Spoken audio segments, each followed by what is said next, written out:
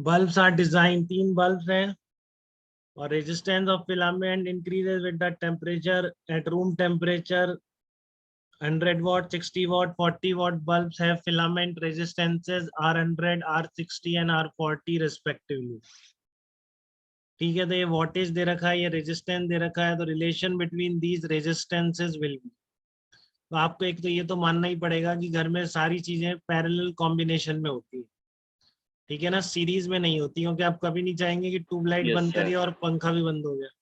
ठीक है ना, आप ऐसा कभी नहीं चाहेंगे सीरीज कॉम्बिनेशन में लगाना कि आपने ट्यूबलाइट बंद करी और पंखा भी बंद हो गया. इसलिए घर के सारे इंस्ट्रूमेंट्स किस में होंगे ये आपको बिना लिखे मान लेना है कि पैरेलल कॉम्बिनेशन में. ठीक है, तो पैरेलल कॉम्बिनेशन में क्या होता है, पोटेंशियल डिफरेंस सेम होता है, तो basically P into R constant हो जाएगा वी सेम होने की वजह से सारे बल्ब का. तो जिसकी पावर सबसे ज्यादा होगी उसका रेजिस्टेंस सबसे कम हो जाएगा. बताइए, कोई डाउट है क्या किसी को इसमें? अर्नव, क्लियर है आपको ये प्रॉब्लम बेटा? वोल्टेज दे रखे हैं. Yes sir.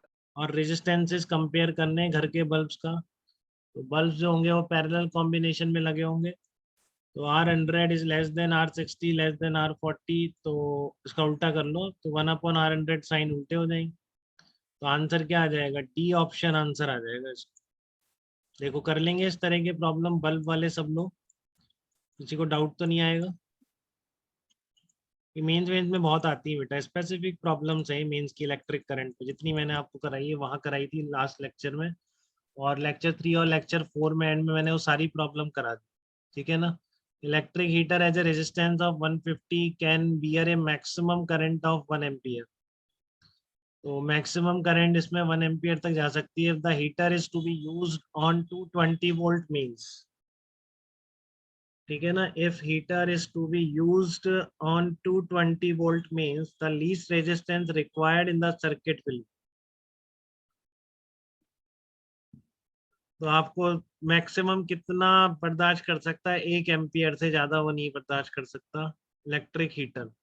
ठीक है, तो मैक्सिमम कितना वोल्टेज ले सकता है? Into are.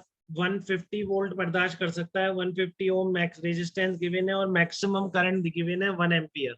ठीक है, तो वो 150 ओम और 1 एम्पियर, तो पोटेंशियल डिफरेंस हो गया 150 वोल्ट. उसका कुछ कह रहे हो? और अगर आप 220 वोल्ट डायरेक्टली लगा दोगे तो खराब हो जाएगा ना, क्योंकि 150 वोल्ट से ज्यादा नहीं हो सकता. तो इसलिए एक सीरीज में एक रेजिस्टेंस लगा देते हैं उसकी, जिससे कि अब इस पे ड्रॉप कितनी आएगी, 1 एम्पियर करंट चली जाए तो अपने आप 150 से ज्यादा नहीं हो पाएगी. तो लीस्ट रेजिस्टेंस, क्योंकि और ज्यादा लगाएंगे तो और करंट कम हो जाएगी, तो और ज्यादा सेफ हो जाएगा. मिनिमम पूछा है इसने कि मिनिमम कितना रिक्वायर्ड है.